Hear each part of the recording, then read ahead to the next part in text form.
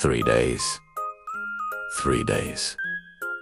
It had been 3 days since the triumphant song at the Red Sea, and now the taste of freedom was turning to ash in their mouths. The desert of Shur was relentless, a sea of sand offering no relief. When they finally reached the waters of Marah, a wave of hope surged through the exhausted crowd. They ran, desperate, cupping the precious liquid in their hands.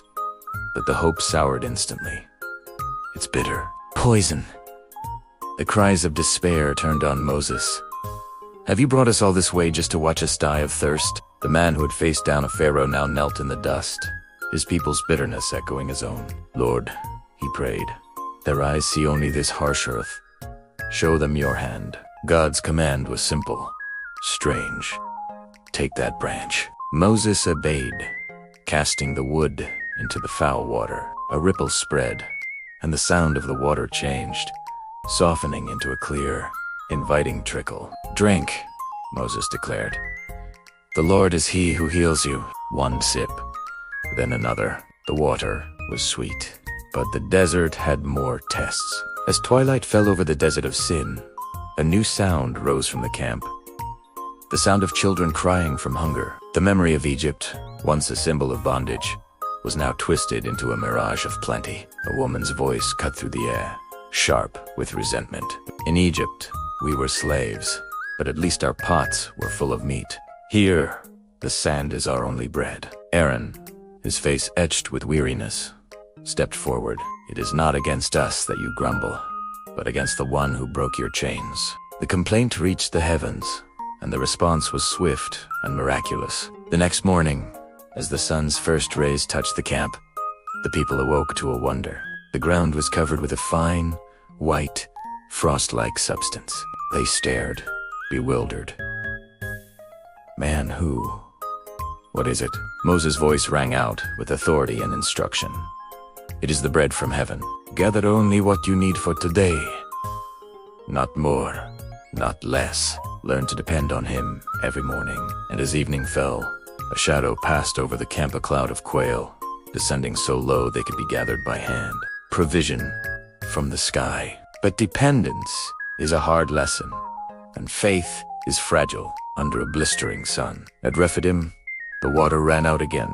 This time, the murmuring turned into a menacing roar. The crowd surrounded Moses, their hands filled not with empty cups, but with stones. The desperation was a tangible threat. What shall I do with this people? Moses cried out to God. They are ready to stone me. The divine voice, a power that shook the very air, responded. Strike the rock with your staff, the same one that parted the Nile. Moses approached the stark rock of Horeb, lifted his staff, and struck. A crack appeared, then another, and with a thunderous roar, a cascade of water burst forth, carving a new river through the parched land. The people dropped their stones and rushed to drink, their anger washed away by the life-giving flood. Yet, even as they drank, a new threat emerged from the dust. The Amalekites, fierce desert raiders, descended upon the vulnerable camp. Joshua, a young and valiant commander, led the charge in the valley below, but the true battle was being waged on a nearby hill. There stood Moses, his arms raised to heaven, the staff of God in his hand. As long as his arms were high, the Hebrews prevailed. But he was only a man. His muscles screamed in protest, his arms feeling like lead. I cannot. They are failing. Just as his hands began to fall, Aaron and his companion rushed to his side. Lean on us, brother. They placed stones for him to sit on and held his arms aloft, one on each side, their strength becoming his. They stayed that way until the sun set, a living testament to unity and shared burden. Down in the valley, Joshua and his men drove the Amalekites back, securing a hard-won victory. The battle was over, but the journey to nationhood required more than just survival and warfare.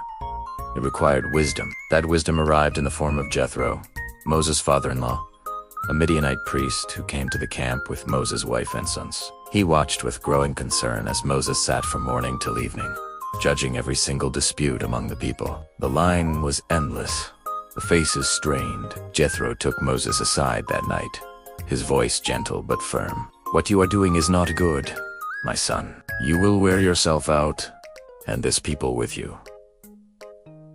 The task is too heavy. You cannot carry it alone.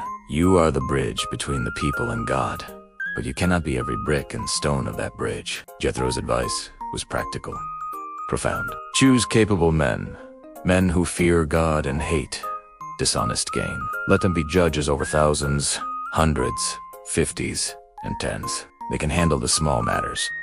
Only the most difficult cases should come to you. Moses listened, and a great weight lifted from his shoulders. He saw the wisdom in sharing the burden, in empowering others.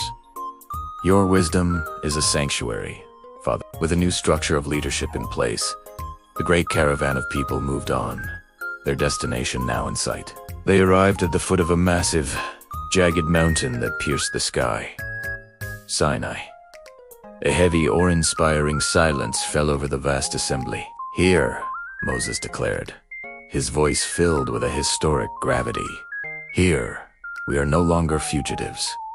Here, we become a nation. Sanctify yourselves. Prepare to meet your God. For 3 days, they waited. On the morning of the third day, the world changed. The peak of Sinai was consumed by a dark, roiling cloud, shot through with crimson lightning. The ground trembled, and a sound began a single, supernatural trumpet blast, a shofar that grew louder and louder until it seemed to fill the universe. Is the mountain burning? The child whispered, clinging to his father. No, the father replied, his face filled with terror and wonder.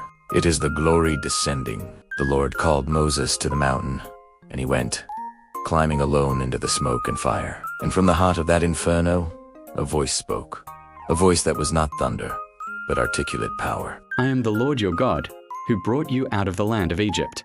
You shall have no other gods before me. You shall not make for yourself any idol, or bow down to them. You shall not take the name of the Lord your God in vain. Remember the Sabbath day, to keep it holy. The voice boomed across the plain, carving the words into the very soul of the people. The commandments continued, weaving the fabric of a new society. Honor your father and your mother, that your days may be long in the land. You shall not murder. You shall not commit adultery. You shall not steal. You shall not bear false witness against your neighbor.